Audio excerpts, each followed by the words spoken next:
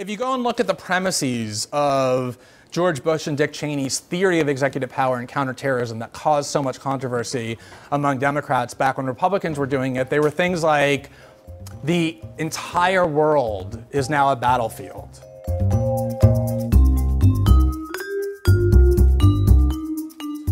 It used to be the case that battlefields were very finite and well-defined segments of real estate or territory in various countries. And within a battlefield, you can exercise all sorts of unconstrained power. You can shoot people, you can, when you find them, you can take them and give them a military commission and execute them on the spot.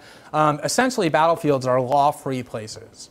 And so that's always been the case, and that's legitimately true. That's not just a United States doctrine. So to declare the entire world a battlefield in the war on terror, on the theory that traditional battles no longer happen, is to basically say that the powers that I just described that are unconstrained, that used to be confined to very identifiable battlefields, now exist without limits. They exist in the entire world. And then there was the idea that any accused terrorist, and this is sort of a corollary to the world is a battlefield principle, that any accused terrorist, even ones who are arrested while sleeping in their homes next to their children at 3 a.m., the way that Khalid Sheikh Mohammed so infamously was, that photograph that has appeared multiple times around the world of him waking up to American troops, that even if accused terrorists are arrested in their homes while sleeping, they are deemed to be combatants, engaged in combat at the time, and deemed to have been picked up on a battlefield, because the world is a battlefield. And therefore, the president has the right to consign them to prison indefinitely without charges of any kind. That was another core premise of Bush-Cheney radicalism. And then there was the idea that the president had the authority to use military force, not just where Congress had authorized wars, but essentially anywhere. So anywhere George Bush wanted to, he would send drone attacks, he would send special forces, he would send assassination squads. The world is the battlefield. You no longer need Congress to authorize war. You can order the military to kill people, even outside of constitutionally designated war zones. Then there was the idea that the war on terror merited full-scale secrecy.